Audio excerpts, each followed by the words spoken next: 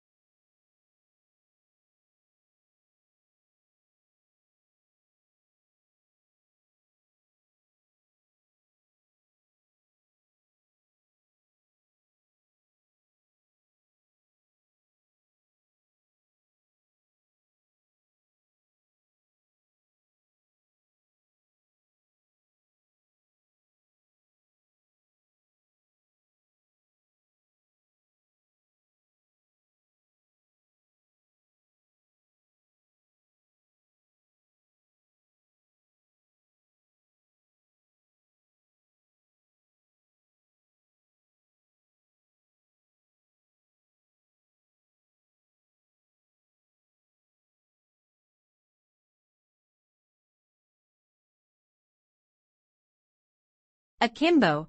This must be one of the odder-looking words in the language and puzzles us in part because it doesn't seem to have any relatives.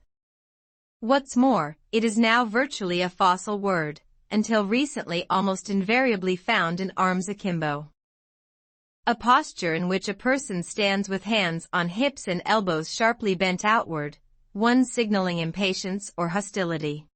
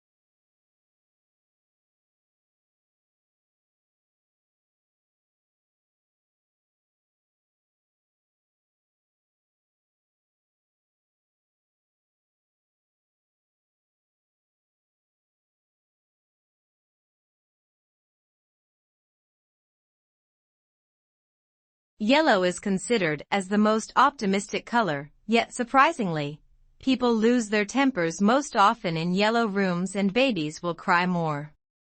The reason may be that yellow is the hardest color for eyes to take in, so it can be overpowering if overused.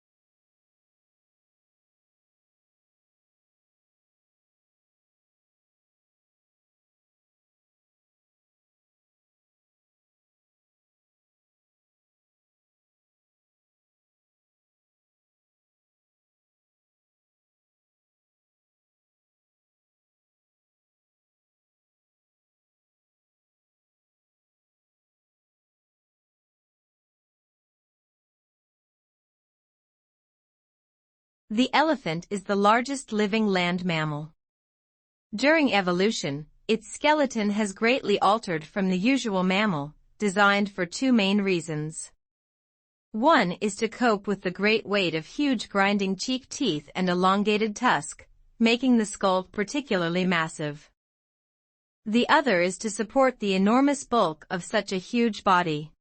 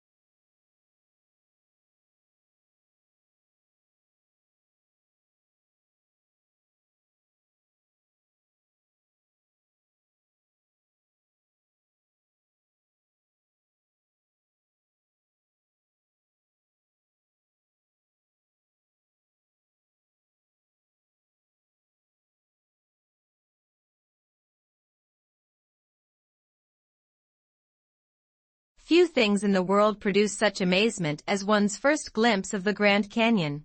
It took around more than 2 billion years to create this vast wonder in some places. 17 miles wide, largely through the relentless force of the Colorado River, which runs 277 miles along its length and a mile beneath its towering rims.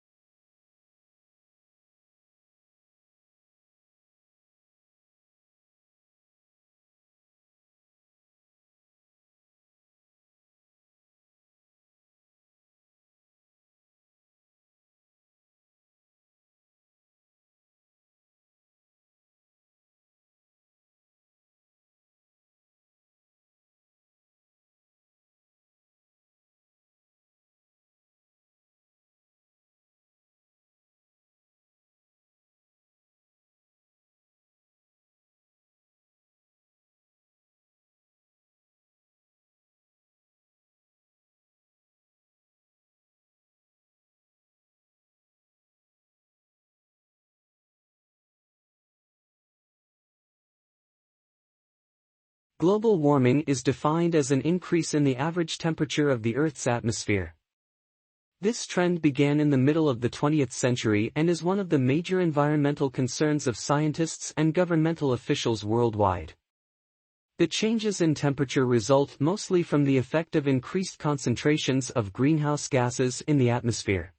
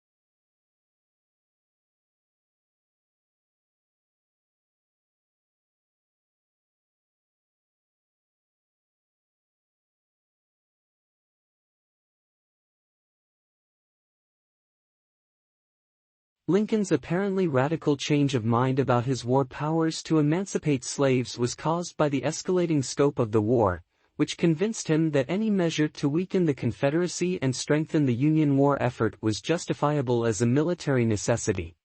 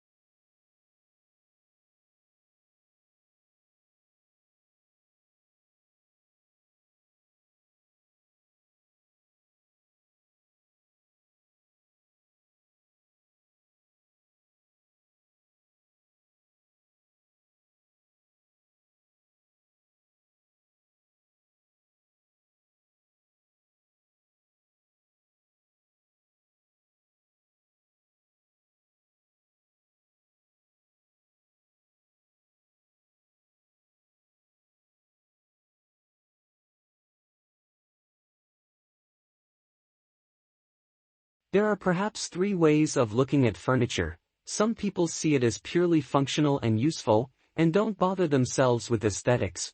Others see it as essential to civilized living and concern themselves with design and how the furniture will look in a room.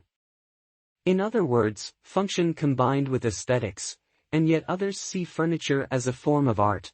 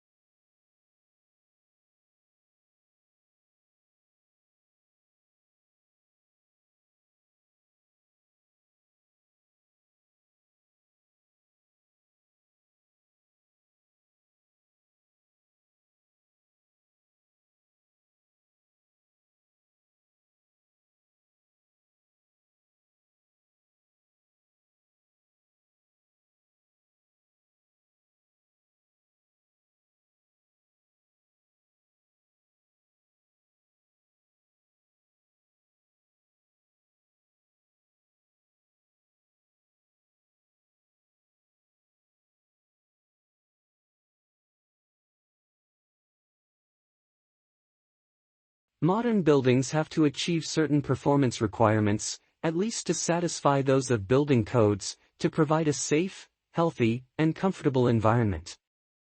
However, these conditioned environments demand resources in energy and materials, which are both limited in supply, to build and operate.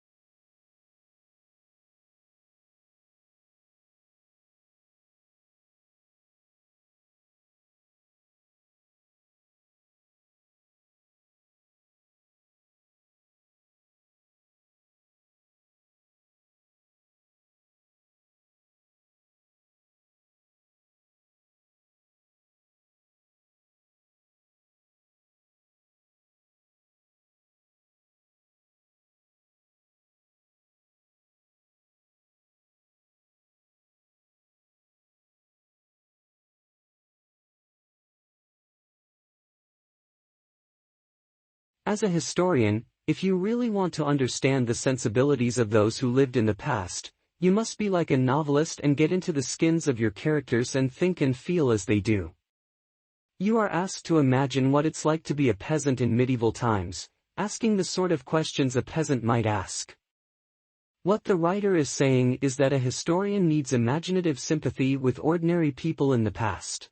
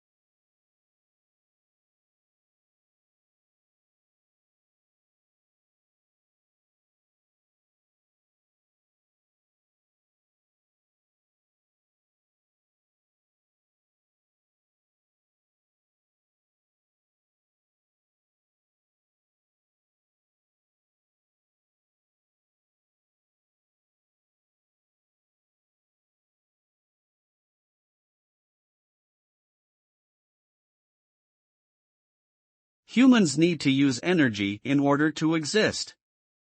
So it is unsurprising that the way people have been producing energy is largely responsible for current environmental problems. Pollution comes in many forms, but those that are most concerning, because of their impact on health, result from the combustion of fuels in power stations and cars.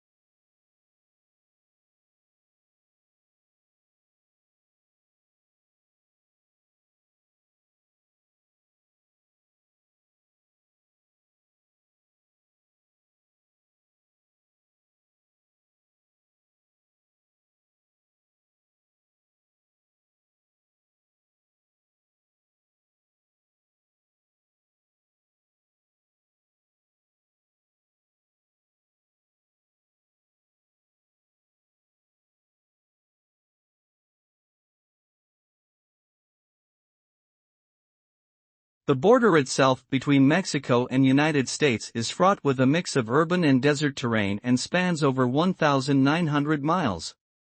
Both the uninhabited areas of the border and urban areas are where the most drug trafficking and illegal crossings take place. Crime is prevalent in urban cities like El Paso, Texas, and San Diego, California.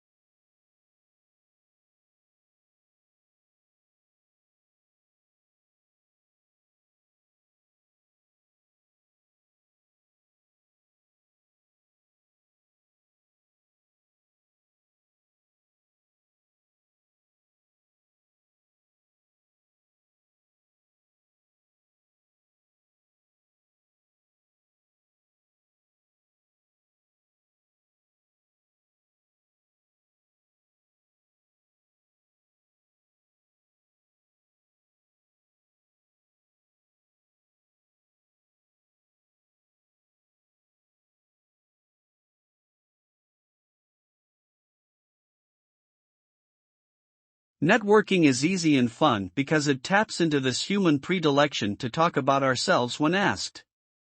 Consider successful networking as little more than the process of guiding a person to tell you about his life, what he's doing, the company that employs him, and his current industry.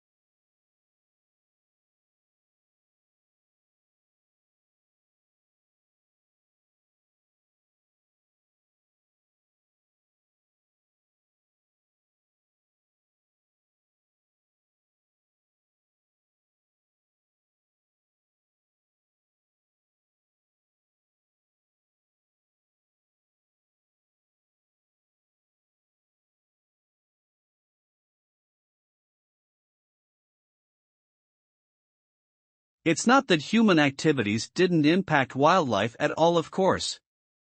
Heavily hunted species, like white-tailed deer, gray squirrels, and raccoons, were photographed somewhat less often in hunted areas.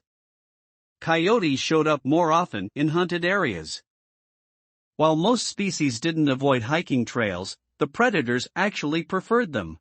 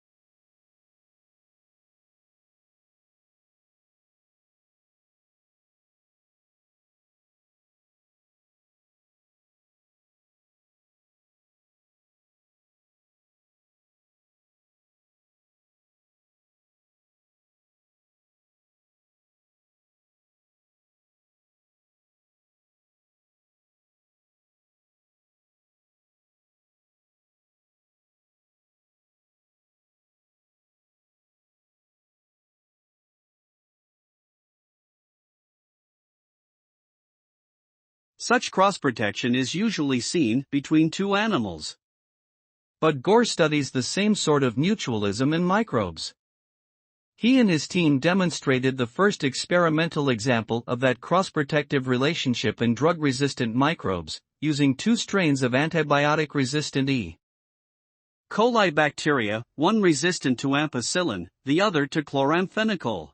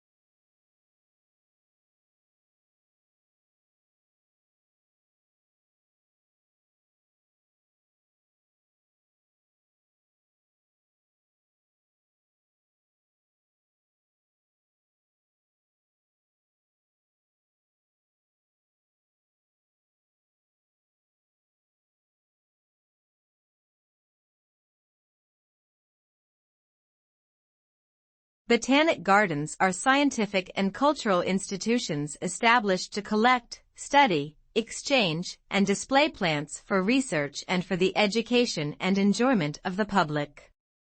There are major botanic gardens in each capital city. Zoological parks and aquariums are primarily engaged in the breeding, preservation, and display of native and exotic fauna in captivity.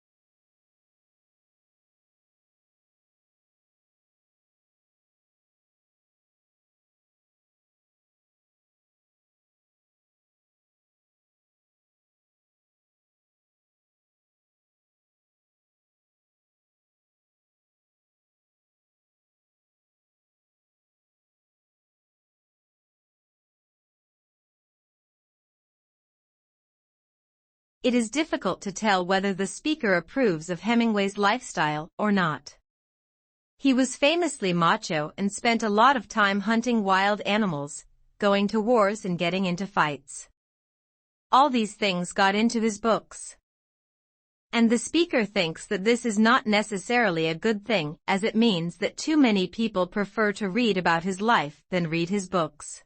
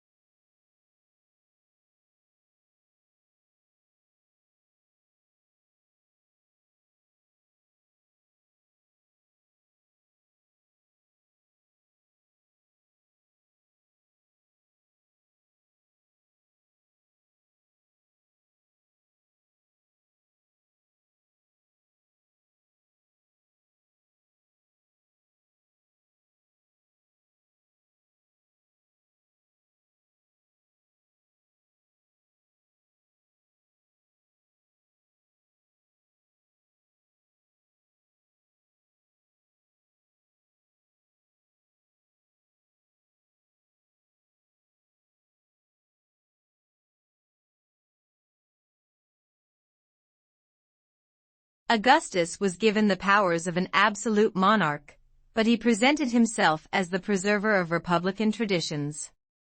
He treated the Senate, or State Council, with great respect, and was made consul year after year.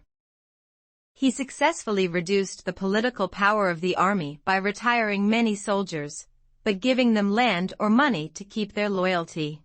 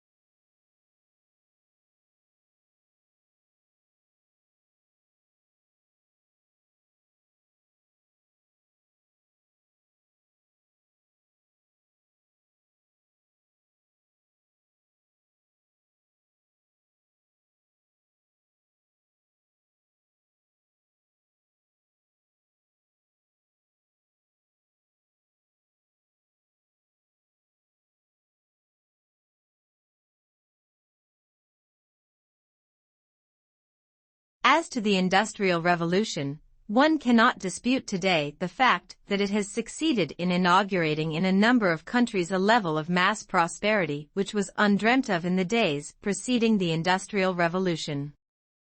But, on the immediate impact of Industrial Revolution, there were substantial divergences among writers.